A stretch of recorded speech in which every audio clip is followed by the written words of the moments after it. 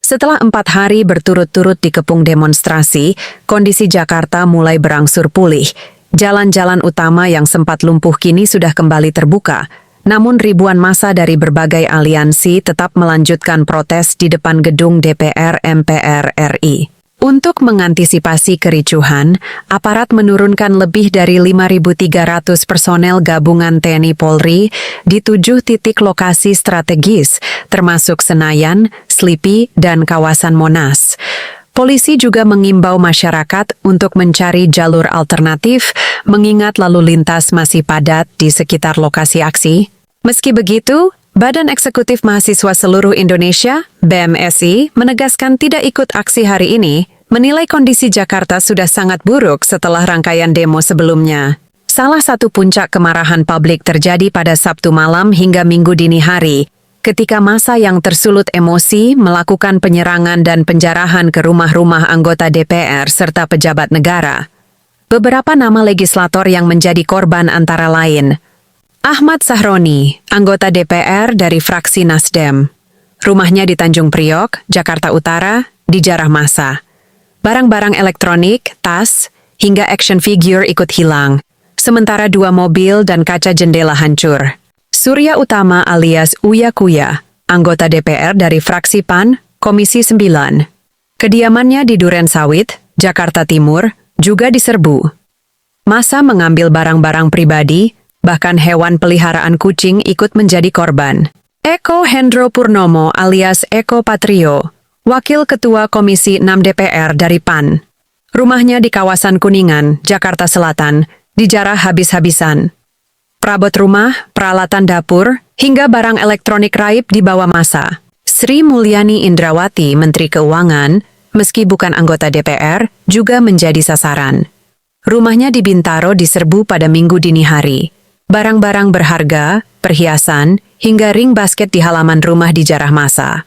Nafa Urbach, anggota DPR dari fraksi Nasdem, sekaligus selebriti, juga tak luput dari amukan massa. Rumahnya di Bintaro diserbu, kulkas, pakaian desainer, hingga TV raib. Kerugian dari penjarahan ini ditaksir mencapai miliaran rupiah. Kejadian tersebut menimbulkan kecaman luas, baik dari dalam negeri maupun media internasional yang menyoroti kemarahan rakyat terhadap pejabat publik. Menurut beberapa sumber dan media sosial, kemarahan masyarakat bermula setelah banyak kebijakan dan keputusan DPR akhir-akhir ini dianggap lebih menguntungkan elit politik dan korporasi dibanding rakyat kecil. Misalnya, isu kenaikan harga kebutuhan pokok, BBM, dan listrik yang tidak mendapat solusi dari DPR. Pernyataan dan sikap kontroversial anggota DPR.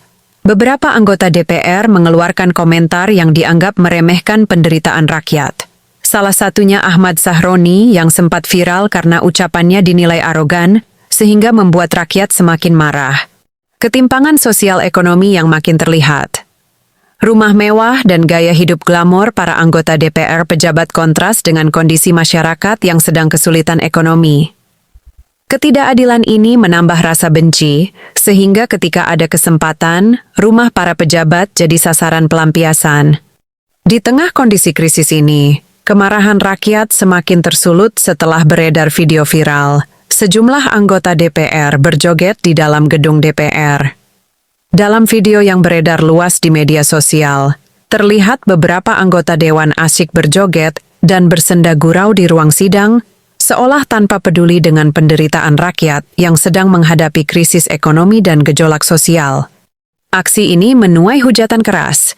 Publik menilai para wakil rakyat sudah kehilangan empati, menjadikan gedung parlemen yang seharusnya menjadi tempat memperjuangkan aspirasi rakyat, berubah menjadi panggung hiburan.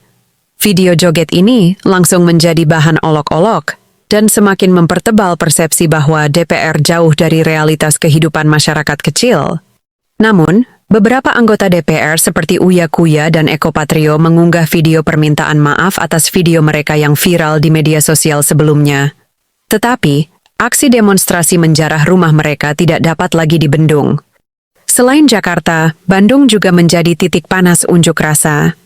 Massa yang tergabung dalam kelompok Cipayung Plus menggelar aksi dengan tuntutan agar Presiden Prabowo segera mencopot Jenderal Listio Sigit Prabowo dari jabatan Kapolri. Namun, kepolisian menegaskan bahwa aksi ini tidak memiliki izin resmi. Polda Jawa Barat pun melipat gandakan kekuatan pengamanan dan memasang aparat di sekitar gedung DPRD Jabar. Meski situasi terkendali, tensi massa tetap tinggi. Gelombang aksi protes yang terus berlanjut kini berdampak serius terhadap ekonomi nasional. Indeks harga saham gabungan melemah, rupiah tertekan, sementara harga emas melonjak. Investor mulai khawatir. Ketidakstabilan politik akibat demonstrasi dan penjarahan dapat menggerus kepercayaan terhadap pasar Indonesia. Para pengamat menilai, bila situasi tidak segera terkendali, Indonesia terancam mengalami krisis kepercayaan yang berdampak langsung pada masyarakat, terutama kenaikan harga kebutuhan pokok dan tertahannya investasi. Demonstrasi hari ini adalah kelanjutan dari rangkaian aksi besar yang sebelumnya, bahkan sempat berujung pada penjarahan rumah anggota DPR dan pejabat negara dengan kerugian miliaran rupiah. Kini, ribuan massa kembali memenuhi jalanan Jakarta dan Bandung, menegaskan bahwa keresahan publik belum mereda. Semua mata tertuju pada pemerintah. Apakah Presiden Prabowo mampu menjawab tuntutan rakyat, meredam amarah, sekaligus menjaga stabilitas politik dan ekonomi nasional? Sementara itu, aparat keamanan terus berjaga penuh, memastikan aksi berjalan damai tanpa kembali berubah menjadi kerusuhan.